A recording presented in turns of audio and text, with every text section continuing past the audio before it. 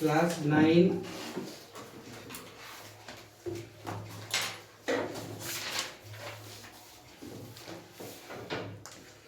Science chapter कौन 2। क्या है चैप्टर 2? क्या हमारे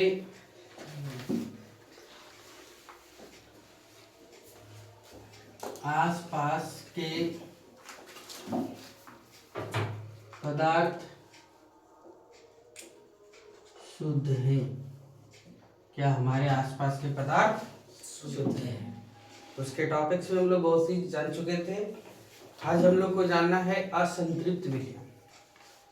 कल हम लोग कौन सा पढ़े थे? संतृप्त विलयन। आज हम लोग क्या पढ़ेंगे? असंतृप्त विलयन। असंतृप्त विलयन किसे कहते हैं? अर्थात असंतृप्त विलयन हम उसे कहते हैं जब किसी विलयन को बनाया जाता है और जब विलयन में जो विलय पदार्थ है, विलयन में कौन सा पदार्थ? विलय पदार्थ, उसकी मात्रा संतृप्त होने से भी क्या हो? कम हो। जहां तक वो सैचुरेटेड है उससे क्या कम हो, उसे क्या कहते हैं? अनसैचुरेटेड विलयन कहते हैं, यानी असंतृप्त विलयन कहते हैं। देखो क्या लिखा हुआ। यदि एक विलयन में पहला क्या है? असंतृप्त विलयन। क्या लिखा गया? असंतृप्त विलयन।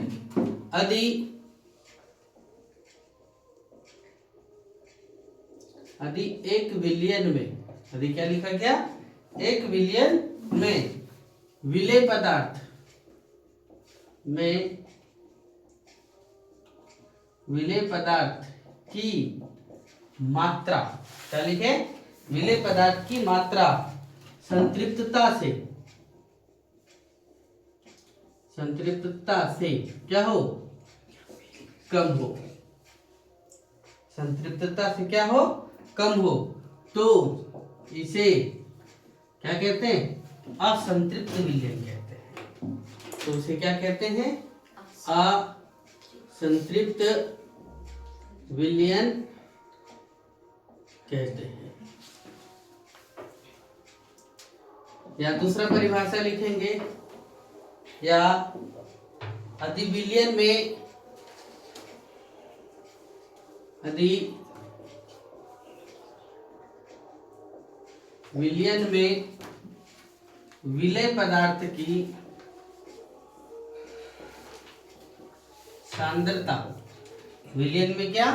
विलय पदार्थ की सांद्रता स्तर से कम हो,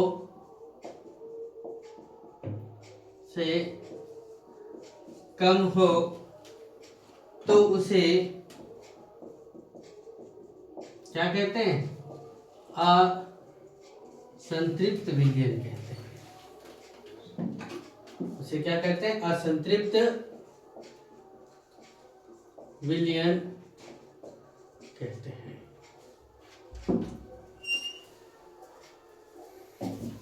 देखिए कुछ फार्मूले लिखे हुए हैं। क्या है फार्मूला?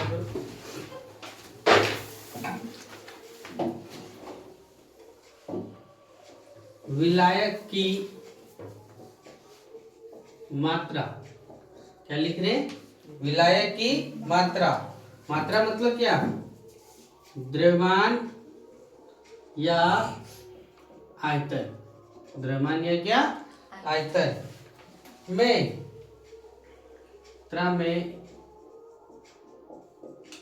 घुले हुए विलय पदार्थ की मात्रा को, घुले हुए विलय पदार्थ की मात्रा को क्या कहते हैं? विलयन की सांद्रता कहते हैं। को विलयन की सांद्रता कहते हैं। क्या लिखे? ध्यान से सुनिएगा। सबसे पहला टॉपिक लिखा है असंतृप्त विलयन। असंतृप्त विलयन किसे कहें? तो एक विलयन में जो विलय पदार्थ की मात्रा जहां तक घुलने की क्षमता था उससे क्या है? कम ही है उसकी मात्रा। किसकी? विलय पदार्थ की मात्रा तो उसे हम लोग क्या कहते हैं, असंतृप्त विलयन कहते हैं। यदि विलयन में विलेय पदार्थ की सांद्रता स्तर से कम हो, यानी जितना चाहिए उसके स्तर से क्या हो, कम हो, तो उसे क्या कहते हैं, असंतृप्त विलयन कहते हैं। अगला पॉइंट क्या लिखे हैं, विलायक की मात्रा। विलायक की मात्रा में घुले हुए विलेय पदार्थ की मात्रा को क्या कहते हैं, विलयन की सांद्रता कहते हैं। यानी पानी में चीनी जो घुला हुआ है वो विलयन की क्या है, सांद्रता कहलाया। समझ गए। अब देखो विलयन की सांद्रता को दर्शाने के लिए विलयन की सांद्रता को दर्शाने के लिए बहुत सी विधियां हैं।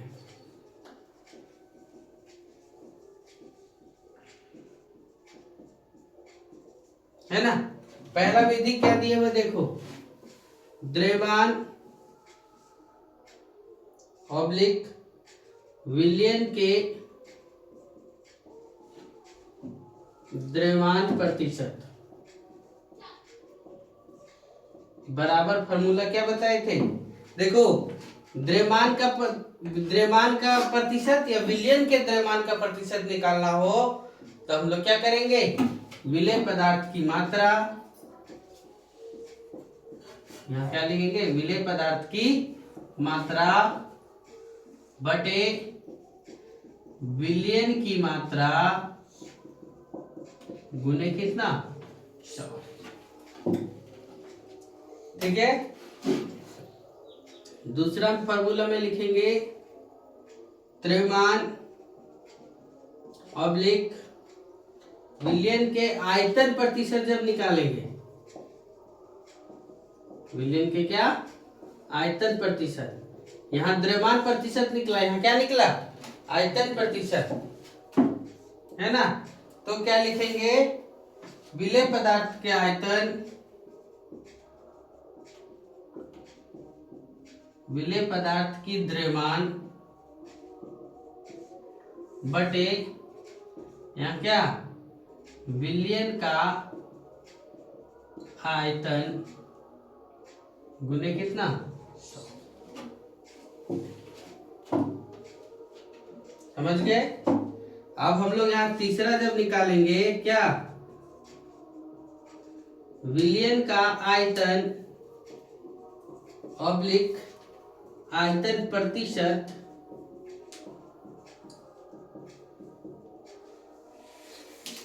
तो लिखाएगा फॉर्मूला, विलेय का आयतन बटे विलयन का आयतन गुने कितना, 100। समझे। यहां तक नोट करिए, फिर आगे क्वेश्चन बताते फटाक से।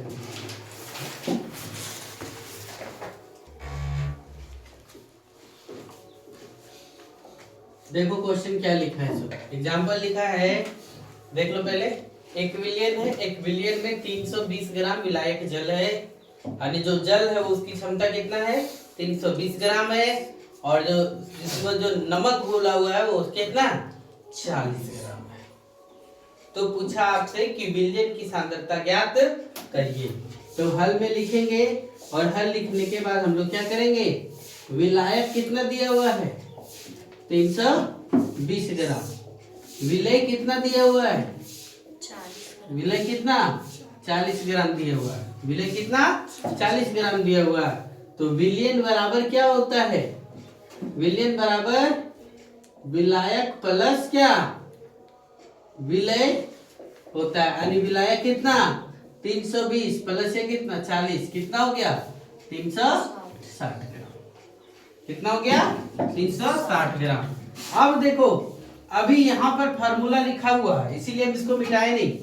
पूछा है कि विलयन की सांद्रता क्या होगा, तो यहाँ क्या दिया हुआ है, द्रव्यमान दिया हुआ है। और जब द्रव्यमान दिया हुआ है तो हम लोग कौन सा फार्मूला लगाएंगे, पहला वाला। कौन सा लगाएंगे, पहला वाला। यानी हम लोग क्या लिखेंगे, विलयन का द्रव्यमान प्रतिशत विलयन का द्रव्यमान प्रतिशत बराबर क्या, विलेय पदार्थ की मात्रा, विलेय पदार्थ की मात्रा बटे क्या, विलयन की मात्रा गुने कितना, 100। समझ गए, ये मिटा दें। जब ये मिल गया तो हम लोग यहाँ लिख सकते हैं विलेय की मात्रा कितना, 40, विलयन कितना 360 गुने कितना 100। 1 0 से 1 0 कटा, 4 9 36, 100 बटा कितना 9, 100 बटा कितना 9। तो भागा देंगे तो कितना होगा 11.1 बटा कितना 9%, यानी 11 9 99 और कितना 100। समझ गए, ये क्वेश्चन था, एग्जांपल था। आगे हम लोग पढ़ेंगे क्या, निलंबन। क्या पढ़ेंगे, निलंबन। देखो क्या है निलंबन। जो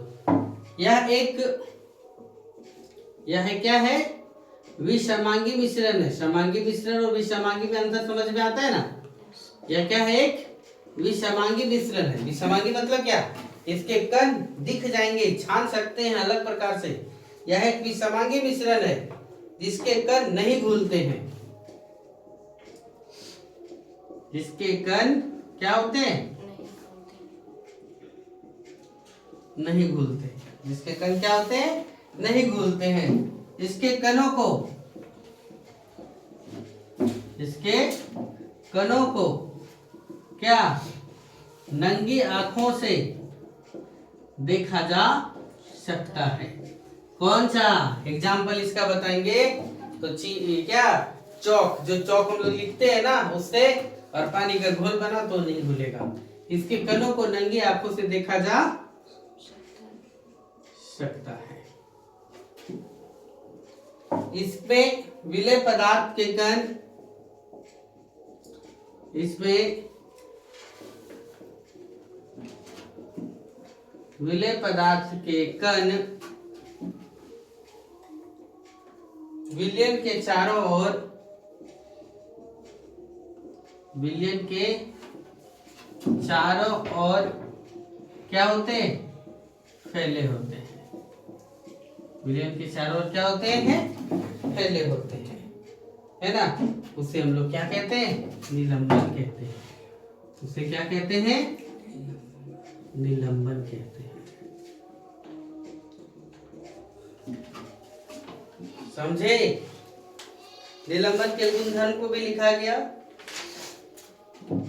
देखिए क्या है, तो निलंबन के गुणधर्म समझो पहले तब लिखना। निलंबन के क्या गुणधर्म क्या है, तो यह एक विषमांगी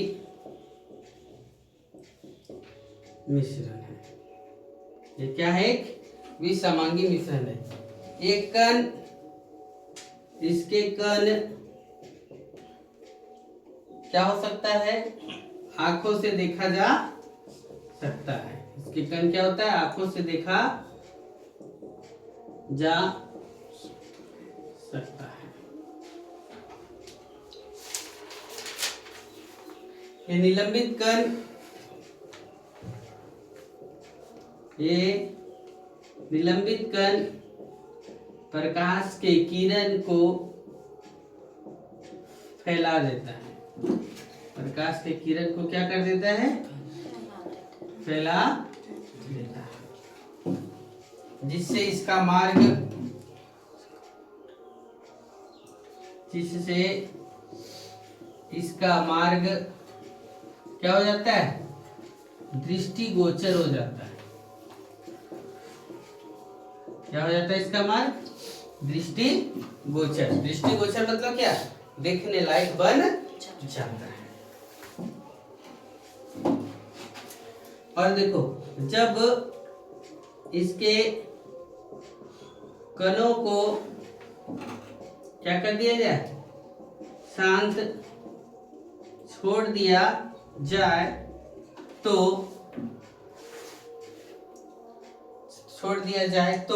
ये कण किधर की ओर, नीचे की ओर क्या होता है, बैठ जाता है। ठीक है, ये कण किधर की ओर चला जाता है, नीचे की ओर क्या हो जाता है, बैठ जाता है। अर्थात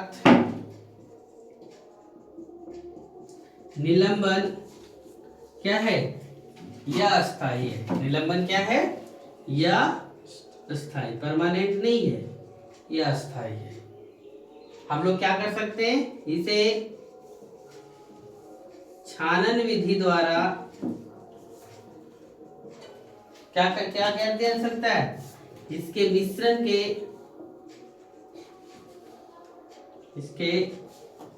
मिश्रण के घटक को पृथक किया जा सकता है। यानी इसके मिश्रण को हम लोग क्या कर सकते हैं, छान करके अलग कर सकते हैं। कल का टॉपिक्स रहेगा कोलाइडल विलयन, टिंडल प्रभाव, है ना, ये सब चीज को हम लोग देखेंगे। ठीक, आज यहीं तक।